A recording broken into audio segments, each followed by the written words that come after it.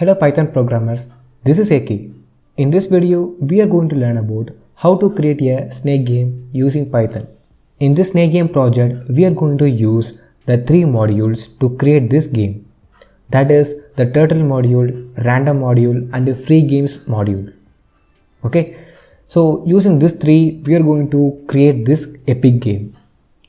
Before start this video, please subscribe our channel and press the bell icon to get the instant updates from our channel. Okay, so let's start this video.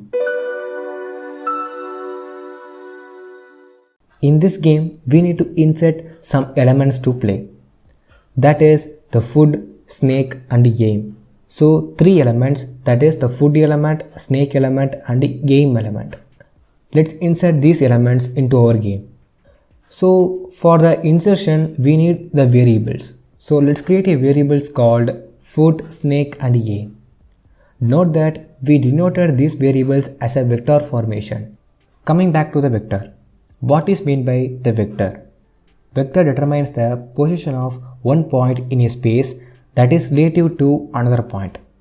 So you need some mathematical knowledge for this understanding. Okay, you just Google that what is meant by vector, then only you understand how this game works. Okay, and after that we need to declare a functions. In this game totally three functions are present. That is the change function, inside function and move function.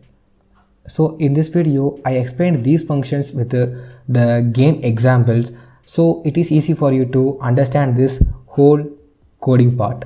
So let's start the explanation of the first function, that is the change function. In the change function we are given two parameters, that is x and y. Actually this snake game is a 2D game. It is a two-dimensional game. So the x-axis and y-axis, totally two axes are present in the game environment. Under this function we are given aim.x, that is equal to the x variable, and aim.y, that is equal to the y variable. Here the aim.x, it represents the axis, okay, and aim.y, it represents the y axis. So these two variables represents the direction of the graph. So I hope you understand this logic. After completing the first function, we need to move on the second function, that is the inside function. In this function we are going to write the important logic inside this function. In this function we need to give some boundary values.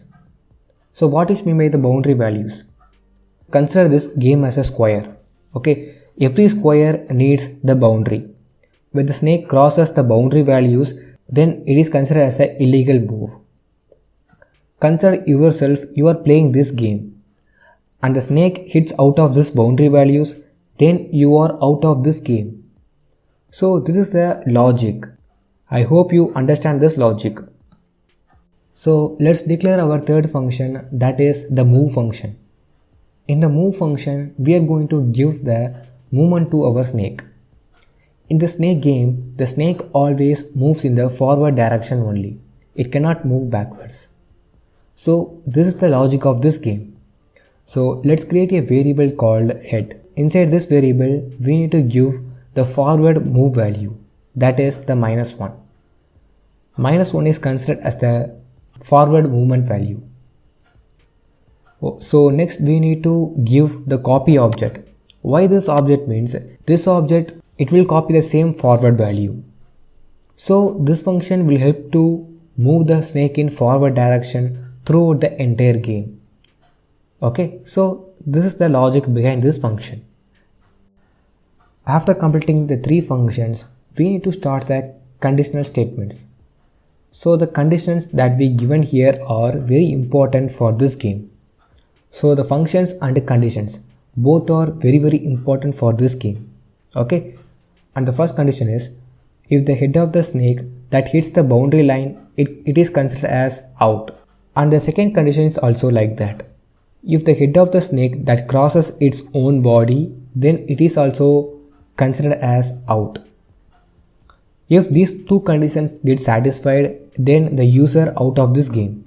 Okay, so these are the conditions for this game. If these conditions satisfy, then there is an additional red color square that will be appear on the snake's head. That represents the snake hits the boundary line or the snake crosses its own body. Okay, so this is the logic of this conditional statement.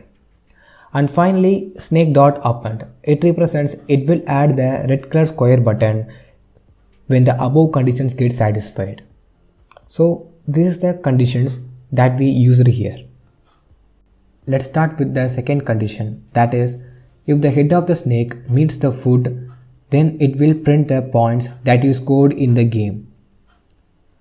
This is the first condition, and the second condition is the food.x and food.y.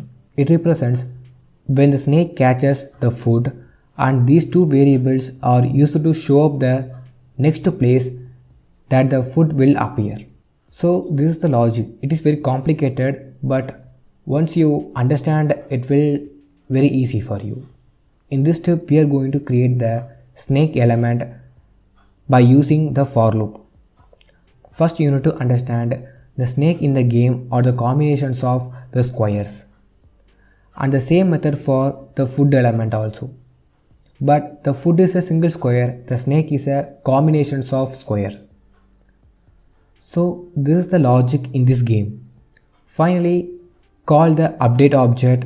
It is used to update all the steps that you inserted in the loops. And this is the end of all the logic that is present in the game. And I already gave a detailed explanation about the tracer object and the listen object in the previous video. The tracer is nothing but it brings back the elements into its initial state. So the listen object. The listen object is it continuously updates the game in every seconds. So this is the functions of these two objects. And the final step is we need to give the controls to our game. So here I use the onKey objects. In the onKey objects, you need to set the controls and you need to give the values.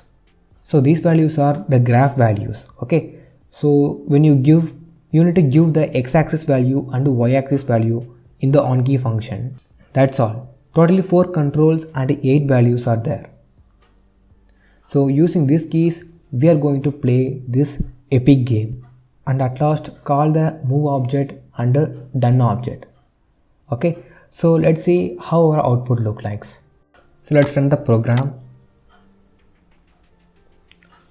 So this is our game. Okay, all the conditions that we given in the program are works perfectly, because I think it will not work perfectly in the first attempt.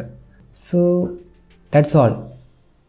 If you like this video, give a like, and if you want more videos like this, then subscribe our channel and press the bell icon to get the instant updates from our channel. Comment down your suggestions, and thanks for watching, and thank you.